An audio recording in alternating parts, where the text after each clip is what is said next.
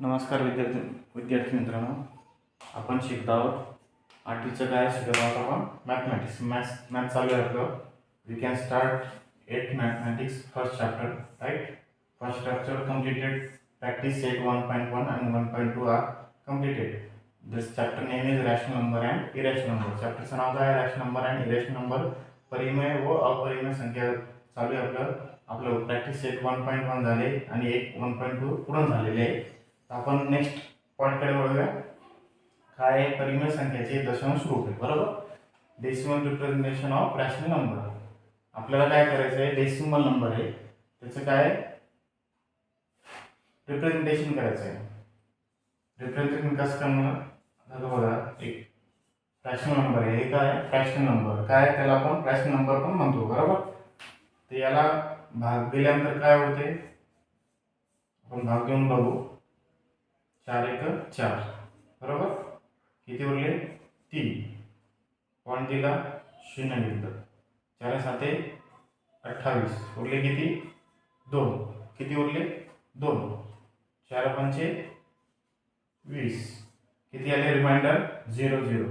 हे काय आले? भाग दिल्यानंतर 1.75. हे काय आहे? 1.75 काय आहे? बघा, 7/4 आहे, बरोबर. हे आपलं काय? अंश आहे. हे काय? आपलं छेद आहे, बरोबर. हे काय? न्यूमरेटर आहे. हे काय? डिनॉमिनेटर आहे. बरं, जर डिनॉमिनेटरनी न्यूमरेटरला भाग दिला काय उत्तर येईल? 1.75.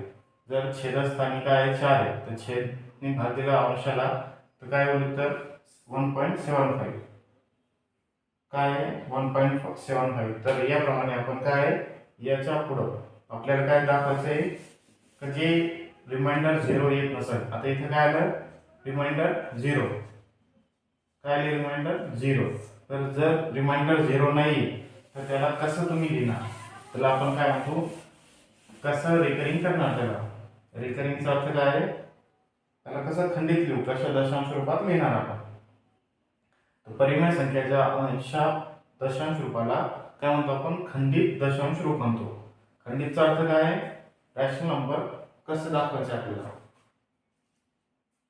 काय दाखवायचं? रॅशनल नंबर कसं दाखवणार?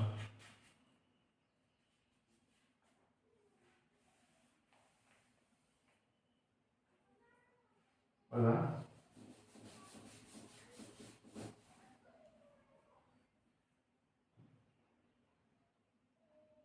काय एक्झाम्पल घेऊ आपण. पहिलं एक्झाम्पल पुस्तकात दिलं आहे आपल्या, 7/6, बरोबर. आता 7ला 6 कशाला भाग द्यायचं? 7ला. 6 1 6, उरले किती? 1. पॉईंट दिला, 0 लावला, बरोबर. 6 1 परत 6 ने भाग जातो. किती उरले? 4. किती झाले? 0. 6 6 5 30, 3 7 42. 6 6 किती होता? 36. उरले किती? 4. परत 6 6 36, उरले किती? 4. मग हा एक जे येतं भाग का कंटिन्यू जाणार आहे, बरोबर. चालत राहणार ते. त्याला कसं लिहिणार आपण? 1.6. इथे एक वरती लाईन द्यायची. याचा अर्थ काय? त्या लाईनचा हा जो 6 आहे हा कंटिन्यू येत आहे. म्हणजे इथं परत आपण इथं 0 ठेवला, परत 6 6 36 दिले, बरोबर. हे परत 40 उरले. हे काय? कंटिन्यू चालत राहणार आहे. हा जो 6 नंबर आहे कंटिन्यू पुढं चालत राहणार आहे. तर या 6ला डबल नाही करता, इथं एक सिंगल लाईन दिली त्याच्या डोक्यावर, 6च्या डोक्यावर. काय येईल उत्तर? 1.6. वरती एक लाईन पुढायची 6च्या डोक्यावर. आता दुसरं एक्झाम्पल बघूया आपण. आता इथं एक लाईन आहे, बरोबर. पुढं 2 लाईन 3 लाईन पण असू शकतात डोक्यावर.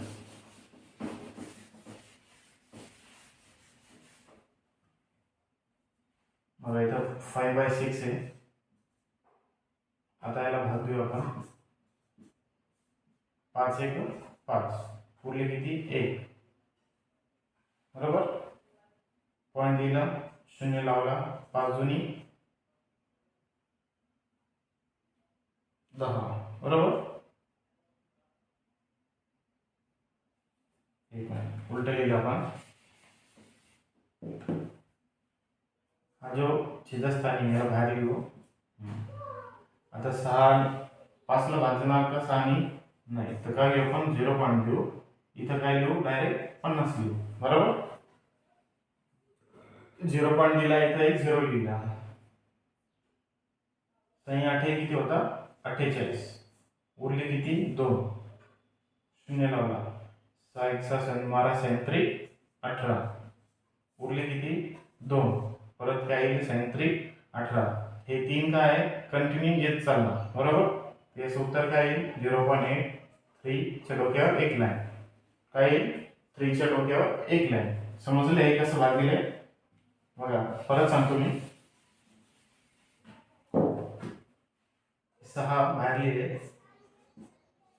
बरोबर आता 5ला भाग जाईल का 6 ने नाही जाणार, तर त्याच्यामुळे आपण काय लिहिणार 0 देऊन पॉईंट लिहू. 0 दिल्यानंतर काय होईल 5च्या पुढं एक 0 लागेल. बरोबर 6 8 काय होईल 48. उरले किती 2, 0 लावला. 6 18. उरले किती 2. परत काय 6 18. उरले किती 2. हे काय 20 कंटिन्यू येत चालणार आणि या साईडला काय 3 कंटिन्यू येत चालणार. त्याच्यासाठी हे 3 3 रिपीट होत जाईल. हे रिपीट होणारे अंक न लिहिता आपण काय लिहितो 3 च्या डोक्यावर एक लाईन मारतो. तर 3 हे काय रिपीट होत आहे म्हणून आपण काय लिहितोय 3 च्या डोक्यावर एक लाईन मारतो. चला पुढचं एक्झाम्पल बघू. समजतंय ना. समजत असेल तर लाईक शेअर आणि कमेंट करा चॅनलला. आपल्या चॅनलचं नाव JP ऑफिशियल आहे. JP मॅथ ऑफिशियल आहे. प्लीज कृपया करून चॅनल लाईक शेअर आणि सबस्क्राईब करा. खूप मेहनत घ्यावी लागते प्रॉब्लेम सॉल्व्ह करण्यासाठी, सगळं सेटअप करण्यासाठी. व्हिडिओ काय अपलोड करायचं, काय अपलोड करायचं नाही करायचं ते सगळं टाइम खूप वेळ आहे. तर याला भाग देऊ आपण. आता हे मायनस आहे. बरोबर मायनसला नंतर लिहू आपण. काय लिहू मायनस नंतर लिहू. याला भाग देऊन टाकू पहिले. 3 1 3. उरले किती 2. किती उरले 2. पॉईंट लावला इथं 0 लिहिला. 3 7 18.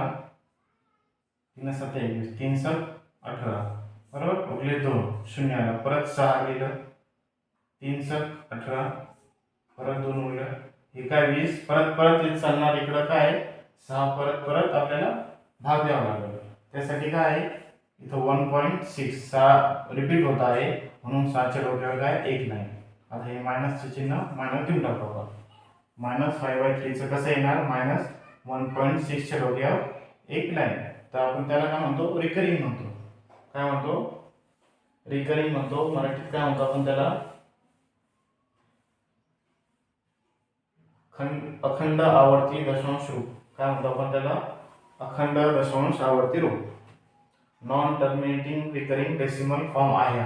कोणता फॉर्म आहे नॉन टर्मिनेटिंग डेसिमल फॉर्म. म्हणजे हा टर्मिनेट होत आहे का म्हणजे 0 0 येत आहे का रिमाइंडर नाही.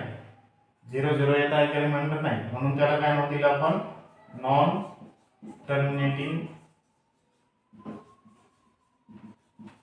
Recurring decimal number.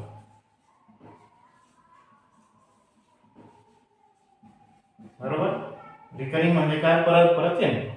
हा टर्मिनेट होत आहे का रिमाइंडर नाही त्याच्यासाठी याला काय नाव दिलं non terminating recurring decimal number. चला पुढचे एक्झाम्पल घेऊ आपण.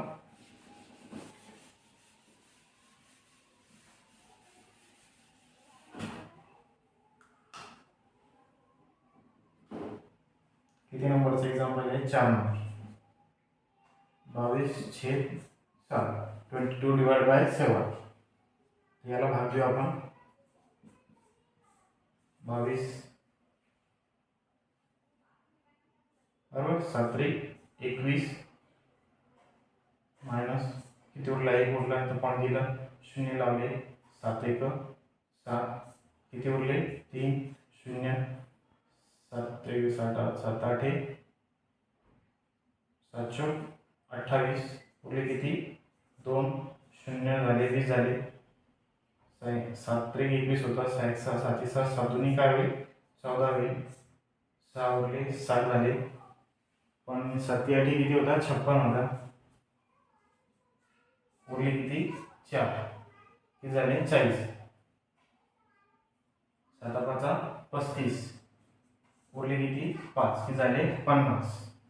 7 8 56 7 7 49. इथं पुढे लिहितोय मी